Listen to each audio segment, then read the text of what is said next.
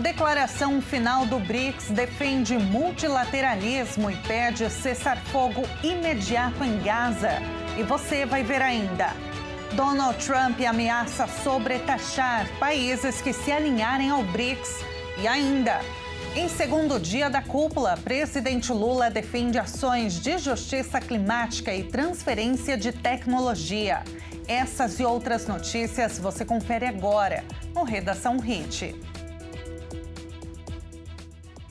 Olá, bom dia para você. Agora 11 horas e 30 minutos pelo horário de Brasília. Seja muito bem-vindo ao Redação Hit, edição manhã. Mais uma semana começando e nós chegamos agora ao vivo com as principais notícias do Brasil e do mundo. Os líderes do BRICS expressaram preocupação com as tarifas comerciais impostas pelo presidente Donald Trump e pediram ainda um cessar-fogo imediato na faixa de Gaza. A declaração final foi divulgada neste domingo durante a cúpula no Rio de Janeiro. O BRICS expressou neste domingo sua preocupação com o aumento de tarifas unilaterais e pediu um cessar-fogo imediato na faixa de Gaza. A declaração de líderes foi divulgada na reunião de cúpula do bloco no Rio de Janeiro, ao abrir o encontro de 2 dias, que não conta com a presença dos presidentes da China e da Rússia.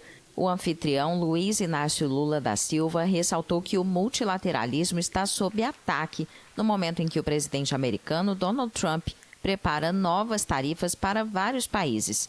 Formado inicialmente por Brasil, Rússia, Índia, China e África do Sul, o grupo foi ampliado para 11 países e representa quase metade da população e cerca de 40% do PIB mundial. A declaração final do encontro expressa séria preocupação com o aumento de medidas tarifárias e não tarifárias unilaterais que distorcem o comércio.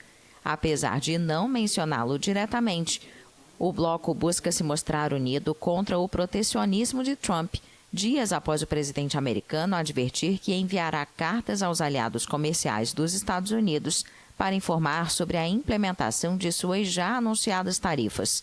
Sobre o conflito no Oriente Médio, a declaração final pede um cessar-fogo imediato, permanente e incondicional e uma retirada completa das forças israelenses da faixa de Gaza e apela por uma solução de 2 estados. O BRICS também condenou os ataques militares contra o Irã, membro do bloco desde 2023. O governo brasileiro denunciou as violações à integridade territorial do Irã, como já havia feito no caso da Ucrânia. É urgente que as partes envolvidas na guerra na Ucrânia aprofundem o diálogo direto com vistas a um cessar-fogo e uma paz duradoura. Este foi um dos pontos que mais dividiram os negociadores, já que, segundo uma fonte, a delegação iraniana buscava uma linguagem mais dura. O presidente dos Estados Unidos, Donald Trump, afirmou que vai impor uma taxa adicional de 10% a qualquer país que se alinhar às políticas do BRICS. Nas redes sociais, Trump acrescentou que não haverá exceções. O presidente dos Estados Unidos afirmou que qualquer país que se alinhar às políticas anti-americanas do bloco econômico vai ser taxado com uma tarifa adicional de 10%. Em sua postagem, Trump não esclareceu nem detalhou a medida. A reação de Trump de ameaçar países anti-americanos foi divulgada após o bloco econômico publicar a Declaração do Rio de Janeiro. Parte do documento inclui a defesa do multilateralismo, sem citar os Estados Unidos. Ainda não há informações sobre quais países vão ser taxados, mas Donald Trump garantiu que ninguém vai escapar dessa sobretaxa. Em outra publicação, o republicano anunciou que as cartas e acordos de tarifas com os países serão entregues a partir desta tarde. Diante de tudo isso, a semana começou no negativo em Wall Street, justamente com investidores à espera da decisão final dos Estados Unidos sobre a volta das tarifas.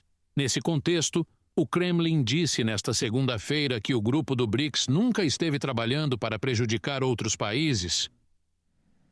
De acordo com Trump, nas redes sociais, qualquer nação ligada às políticas anti-americanas, como ele chamou do bloco econômico, será taxado. O texto final da reunião do BRICS foi sugerida a criação de um novo sistema de pagamento internacional para os países membros do grupo. O que isso significa e se poderia justificar algum tipo de sanção por parte do presidente americano? Vamos ouvir agora a análise do mestre em Relações Internacionais, Ricardo Rios. O que acontece hoje nos Estados Unidos é uma resposta a um temor americano muito grave, de que outros países, outros blocos rompam a hegemonia do sistema SWIFT, que é o sistema de transações internacionais de bancos e que dolariza a economia internacional. Sem o SWIFT, os Estados Unidos não conseguem barganha de sanção a qualquer país que ameace os planos ou a existência dos Estados Unidos. Por quê? Sem o SWIFT, você pode negociar outras moedas sem passar pelo sistema dos Estados Unidos. Então, você liberaliza mais a economia, Esse temor de rompimento ao SWIFT vem, na verdade, de Marco Rubio, que é o atual secretário de Estado americano, que sempre declarou o medo e o temor que ele tem de que o BRICS fizesse seu próprio sistema de pagamento. E é isso que a Carta do BRICS, agora no Rio de Janeiro, propôs, os estudos para possível viabilização desse sistema de conexão entre os países do BRICS para poder fazer transferências em moedas locais, Para os países do BRICS é muito interessante isso, porque você desdolariza a economia ao mesmo tempo em que usa a sua própria moeda para transações econômicas grandes, E esse temor dos Estados Unidos justifica-se porque os próprios Estados Unidos, na década de 70, rompeu com o sistema vigente econômico, que era o padrão ouro. A economia global hoje está instável, os Estados Unidos são tão poderosos no panorama internacional por causa desse rompimento do padrão ouro, que era vigente do século XIX até meados da década de 70. Então, os Estados Unidos sabem a importância que o SWIFT tem e sabem que se algum país tentar quebrar esse sistema, pode ser que os Estados Unidos percam sua hegemonia global, porque já fizeram isso na década de 70 com o padrão ouro. O mestre em Relações Internacionais, Ricardo Rios, traz ainda um panorama do que está por trás dessa decisão do presidente Trump naquilo que chama de políticas anti-americanas e que talvez não estejamos enxergando. Já em relação a essa ameaça de taxação, é uma ameaça. O Trump ele vai se guiar muito pelo que o Marco Rubio diz, Então é uma ameaça. Não quer dizer que a existência de estudos signifique que esse sistema vá sair do papel. Você tem estudos, você tem análises, mas é sempre importante dizer que o BRICS hoje tem um banco. O BRICS hoje é uma instituição existente, então é possível que lá para frente, algumas décadas, esse sistema saia, mas o mundo está tão incerto que é possível que a diplomacia tire um pouco o pé do acelerador nessa proposta. Mas é um fato, é uma reação aos Estados Unidos com esse medo em relação a esse ganho de tração e de poder que os BRICS podem ter, criando aí uma alternativa ao sistema de pagamento SWIFT. Hoje, no último dia da cúpula do BRICS, o presidente Lula criticou o unilateralismo e também negacionismo. O brasileiro voltou a defender ações de justiça climática e a transferência de tecnologia. Neste segundo e último dia da cúpula do BRICS, no Rio de Janeiro, na sessão plenária, Meio Ambiente, COP30 e Saúde Global, o presidente Lula destacou o avanço do aquecimento global e as consequências em razão das mudanças climáticas. Ele afirmou que o grande desafio é evitar que a temperatura suba mais que 1,5 graus. O aquecimento global ocorre em ritmo mais acelerado do que o previsto. As florestas tropicais estão sendo empurradas para seu ponto de não retorno. Os países em desenvolvimento serão os mais impactados por perdas e danos. São também os que menos dispõem de meios para arcar com a mitigação e adaptação. Nosso desafio é alinhar ações para evitar ultrapassar 1,5 graus de aumento da temperatura no planeta. Será preciso triplicar energias renováveis e duplicar a eficiência energética. É inadiável promover a transição justa e planejada para o fim do uso de combustíveis fósseis e para zerar o desmatamento. O governo brasileiro pediu à China uma revisão de restrições à importação de carne de frango do Brasil após casos de gripe aviária. O pedido foi feito em reunião bilateral durante a cúpula do BRICS.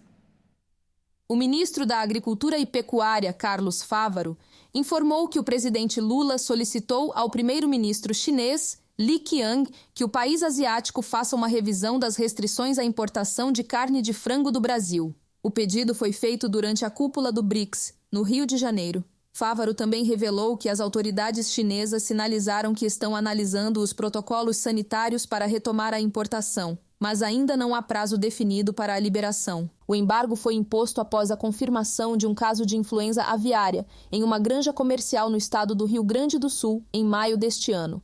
A China é um dos principais compradores da carne de frango brasileira e o Brasil é o maior exportador mundial do produto.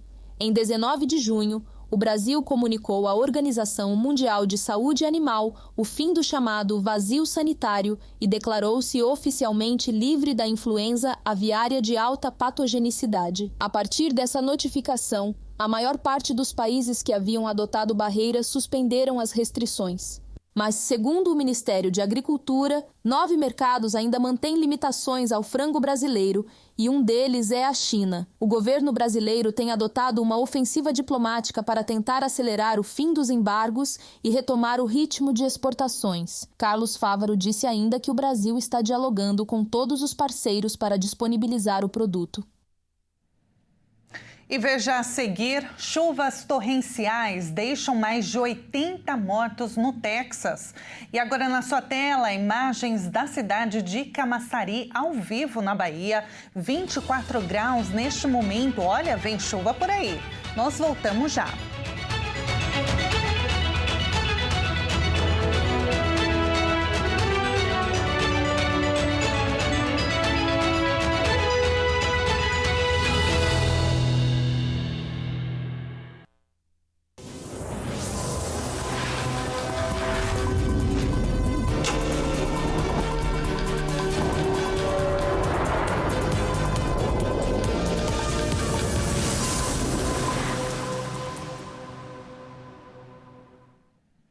Nós estamos de volta com o Redação Hit, agora no horário de Brasília, 15 para o meio-dia. E olha, mesmo com o recesso de meio de ano do Judiciário, atendimento a casos urgentes está garantido por regimes de plantão. Parte dos ministros do Supremo Tribunal Federal mantém suas atividades em processos sob sua relatoria. Apesar da pausa, está garantido pelo plantão o atendimento a casos urgentes. No Supremo, o plantão da presidência será dividido entre o vice-presidente, ministro Edson Fachin, que atua entre os dias 2 e 16 de julho, e o presidente, ministro Luiz Roberto Barroso, responsável pelo período de 17 a 31 de julho. Ambos assumem decisões em situações urgentes ou liminares relacionadas a processos de ministros ausentes. Além disso, 5 ministros informaram que vão continuar em atividade durante o recesso. Alexandre de Moraes, André Mendonça, Dias Toffoli, Gilmar Mendes e Nunes Marques seguem com despachos e deliberações em seus gabinetes. Já os ministros Flávio Dino, Carmen Lúcia e Cristiano Zanin trabalham com algum limite na atuação. Durante esse período, prazos processuais permanecem suspensos, sem contagem para manifestações das partes ou atos processuais. Mas a suspensão não afeta o funcionamento dos sistemas eletrônicos, o protocolo de petições nem o andamento de medidas urgentes. E mesmo com a suspensão das audiências em geral seguem, por determinação do relator Alexandre de Moraes, as oitivas de testemunhas de acusação relacionadas ao núcleo 2 dos atos de 8 de janeiro. Essas audiências prosseguem até o final do mês. As buscas por desaparecidos após enchentes repentinas no Texas não param. O número de mortos já passa de 80 e 40 pessoas estão desaparecidas. O balanço de vítimas não para de aumentar no Texas, onde as equipes buscam desesperadamente por desaparecidos após inundações repentinas. Cidadãos se juntaram às autoridades para procurar várias meninas e um conselheiro de um grupo cristão que estavam acampados às margens do rio Guadalupe. A água subiu vários metros em poucos minutos, chegando aos telhados das casas, quebrando as janelas dos chalés e arrastando várias pessoas. O governador do Texas, Greg Abbott, disse que havia cerca de 750 crianças no acampamento Mystic quando o rio transbordou. O vice-governador do estado, Dan Patrick, alertou que as fortes chuvas que caíram neste domingo devem causar ainda mais inundações. O presidente Donald Trump assinou uma declaração de grande desastre, permitindo a liberação de recursos federais para o estado do Texas. O republicano afirmou que deve visitar a região, provavelmente na próxima sexta-feira. Um vulcão entrou em erupção na Indonésia pela segunda vez em menos de um mês no sul do país, lançando uma enorme coluna de fumaça de 18 quilômetros de altura. Dezenas de voos com pouso e decolagem no Aeroporto Internacional de Bali precisaram ser cancelados. Dezenas de voos com pouso e decolagem na ilha turística de Bali foram cancelados após a erupção de um vulcão localizado a 800 quilômetros de distância, que provocou uma gigantesca coluna de cinzas. Há algumas semanas havia sido registrada uma primeira erupção neste vulcão, que obrigou o cancelamento de vários voos. O Monte Leutobilac, localizado na Ilha de Flores, entrou em erupção. A Agência de Vulcanologia Nacional informou que a coluna de cinzas atingiu aproximadamente 18 mil metros acima do cume. Em um comunicado, o chefe da Agência de Geologia, Mohamed Wafid, afirmou que o nível de atividade do vulcão é muito elevado e são registradas erupções explosivas e tremores contínuos. A orientação é que os moradores permaneçam a uma distância mínima de 6 quilômetros do vulcão e utilizem máscaras de proteção contra as cinzas. Não há relatos de danos ou vítimas até o momento. O número de venezuelanos no Brasil cresceu e é o maior já registrado há 12 anos, em 12 anos. Segundo o IBGE, os imigrantes da Venezuela superaram os portugueses e passaram a ser a maioria entre estrangeiros no nosso país. Até 2010, o Brasil tinha menos de 600 mil imigrantes, dado do censo do IBGE, Instituto Brasileiro de Geografia e Estatística. 12 anos depois, o número saltou para cerca de 1 milhão, segundo o levantamento mais recente de 2022. Um aumento de 70%, que revela uma nova configuração migratória no país.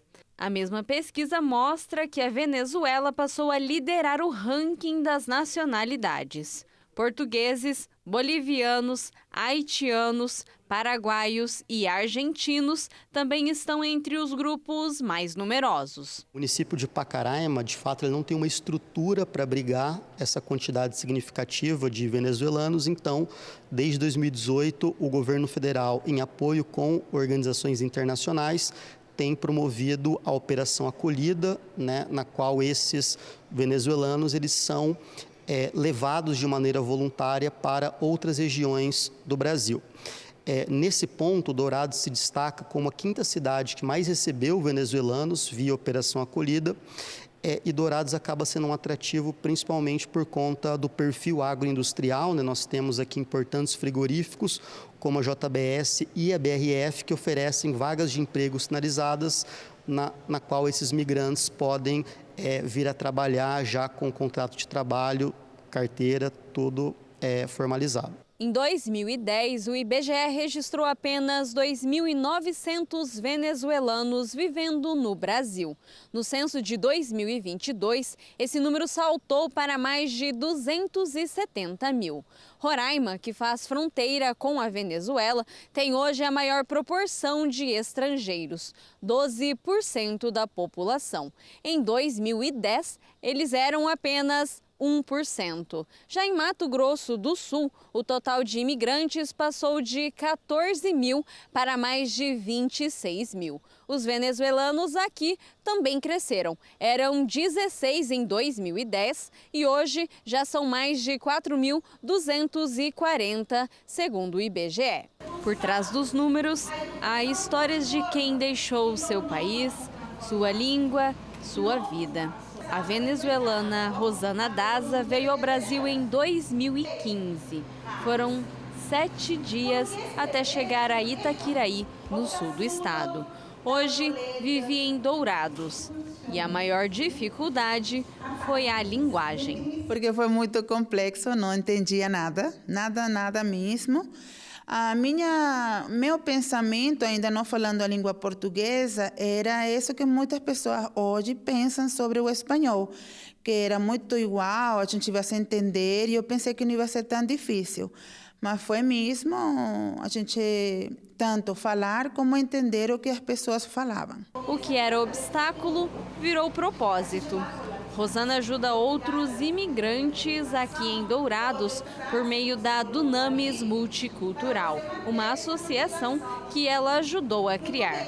Já publicou 4 livros e hoje cursa letras na Universidade Estadual. Entre meus planos está poder dar aula, tanto na escola como na universidade, poder contribuir de uma forma mais consolidada, allegada da população imigrante, até porque a gente está já fazendo com a associação trabalhos voluntários, né, de acolhimento linguístico, e até o ponto que não sou já criança imigrante, até professores brasileiros a gente já está ajudando a como se adaptar a esse contexto que é tão difícil de contato com o diferente.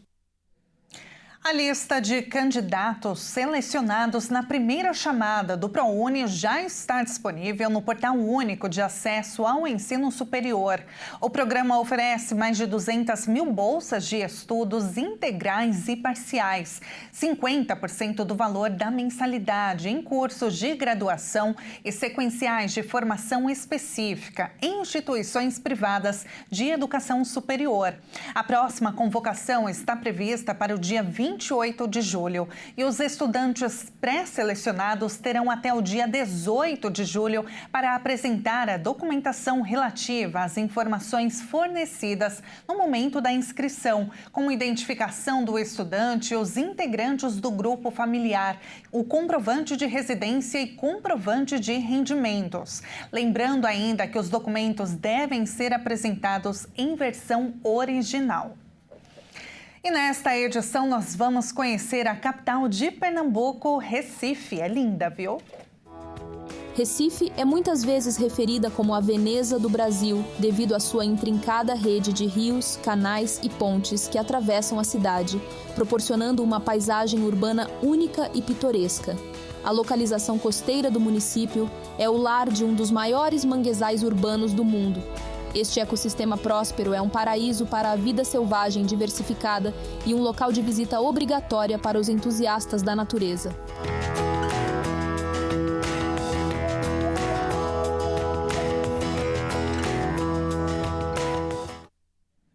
E antes de encerrar esta edição de segunda-feira, vamos agora com uma câmera ao vivo com vista da capital pernambucana, Recife, 28 graus neste momento, sensação térmica de 31 graus. E olha, a capital é um importante polo cultural do país. É um centro de arte, música e literatura com inúmeros museus, galerias e teatros que mostram a rica herança do nosso país.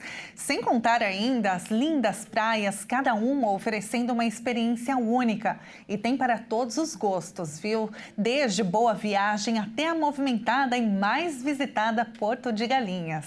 E com essa câmera ao vivo de Recife, nós encerramos o jornal desta segunda-feira. Muito obrigada pela sua companhia, uma excelente semana para você. Até amanhã.